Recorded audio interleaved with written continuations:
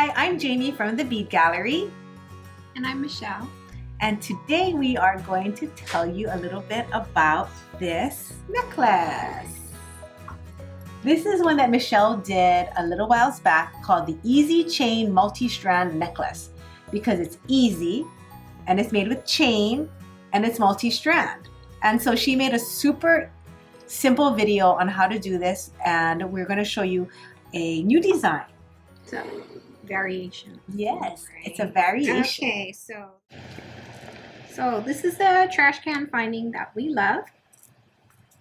And instead of the 5 strands that we had in the original project, I'm going to only be doing 3 strands of chain. And because you don't want the strands to slide back and forth, you see there's no way of stopping it, it's just an opening. I'm gonna stuff the trash can every so often with some beads that will fit. In this case, it's 8-0 seed beads.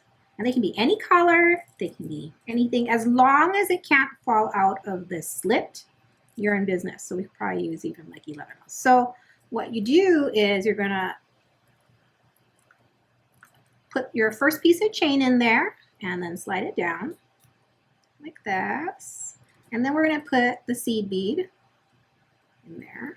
And if the first one doesn't fit, you can put another one. So I just put it right in there. It's gonna be floating back and forth. And then you can get your second piece of chain and put it in there and then put another seed bead. And then you put your third piece of chain and then close the lid. And that way they'll stay relatively spaced apart. They won't collapse all together and be unattractive.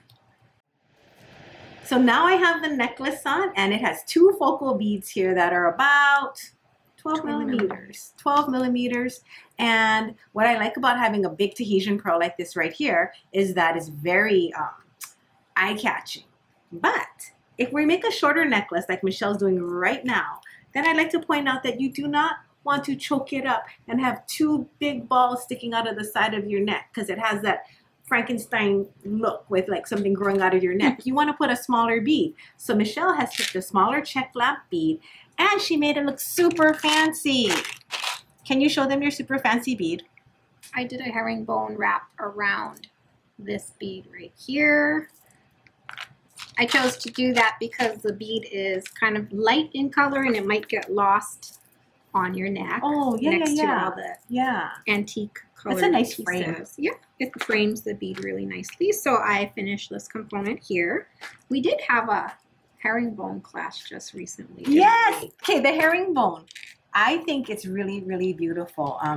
Ooh, this is my herringbone necklace that Jason taught. We've taught this like once in 10 years. And if you guys think this is something you want to learn how to do, we can do this as a class on YouTube. Live. Yes, live. We will ask Jason to teach it for us if you guys want us to. What can we do? Let's set a goal. Okay. Okay. Because we want more subscribers on our channel right here, because we want to share more things with you. Oh my gosh, we have tons to share. We have 20 years of stuff to share. Yeah. What percentage of stuff do you think we've shared so far? We've only scratched the surface. Seriously, I think so. Yeah. Seriously. But okay. So we're going to make it more of a priority, aren't we? Yes, it's a priority. So we want to extend our Ohana to something larger and teach more people how to do stuff. So if you'd like to see Jason teach the herringbone as a free class on YouTube, live, help us get to 25,000 subscribers, and we'll do it. Yeah, we'll set a date for that. Now, how can they do that? 25,000. What? How do they become a subscriber? I think you just hit that subscribe button, and if you want notifications, hit the bell next to it, and you will be notified every time. Hopefully, every time that we post a new video. Yeah, hit the bell, because from what I understand is if you don't hit the bell, you don't get notified every single time. So. You might, but you might not. So yeah, hit the bell. And tell your friends. Oh yeah, let's get them all into beading. Yeah. Okay, so I'm going to attach my herringbone wrapped lampwork bead to the end bar of my multi-strand necklace. Okay, and I used, instead of using this chain that we use in the gold necklace, I'm going to use this ruffled unsoldered chain because after extensive search of the wall, I couldn't find a jump ring that I liked to match the necklace. I decided to use a chain that's basically made out of jump rings. I like that one. So each link can be opened and closed like a jump ring.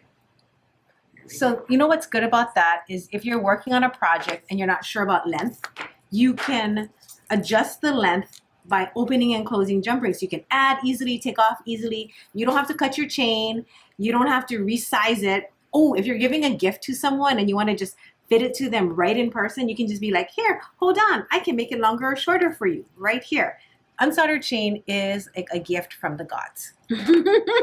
I love Or at unsoldered least chain. the beading suppliers, yes. Okay, so I'm going to attach my last bead here. And there's a front and a back to the herringbone, so I'm not sure I put this on correctly. I was going to say, if you guys don't know how to do the herringbone or basic wire wrap, you can still make this necklace. All you have to do is put a jump ring there to attach your chain. No skills required. Michelle did this so anyone could make it. She created this with using this beautiful trash can finding, sticking in the chain, closing the trash can. I mean, seriously, you can make this necklace in what? Minutes. Minutes. Yeah, maybe about 10 minutes. Because you got to cut all the chain and shove it into the trash can. Yes. That's pretty easy. That's a minimum of skill. And then you come out with this really cute multi-strand necklace. This is variation number 2. There we go. Okay, then I wanted you to tell them something else, so hold on.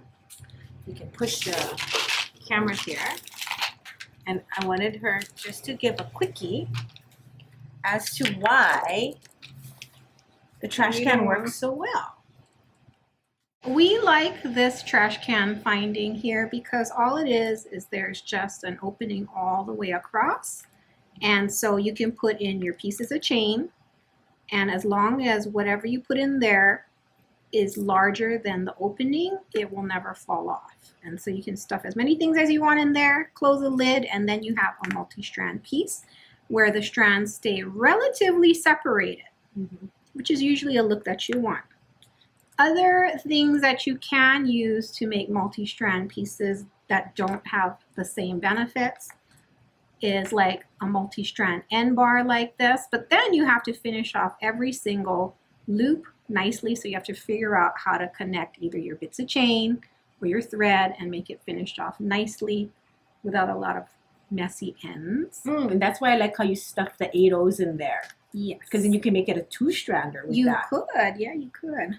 And then another way you can do a multi-strand piece is hook all of your strands onto a ring like this, but then everything bunches up and they do not stay separated. I don't like that one. That's why we like this finding a lot. And you know what's funny? We only discovered it how long ago? After 22 years of beading. Yeah, then we decided to give it a whirl. I think it's because these originally were made to finish off like seed bead straps, peyote ends, and we don't really do a lot of that kind of work. But then we figured out that you can use just about anything. So if you want to see us make a multi-strand necklace with just say like beads and string, comment below and we will come up with a design for you and show you in a future video. So you have to comment below if you want to see a multi-strand string and bead project using these findings.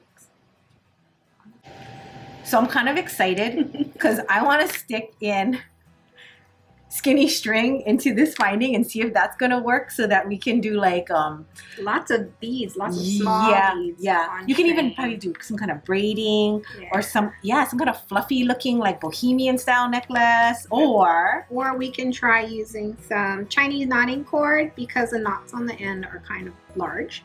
So we're thinking of putting a few strands of Chinese knotting cord in here with just knots on the ends, and then we can string beads on the Chinese knotting. Or some like big hole beads, something kind of chunky, floaty.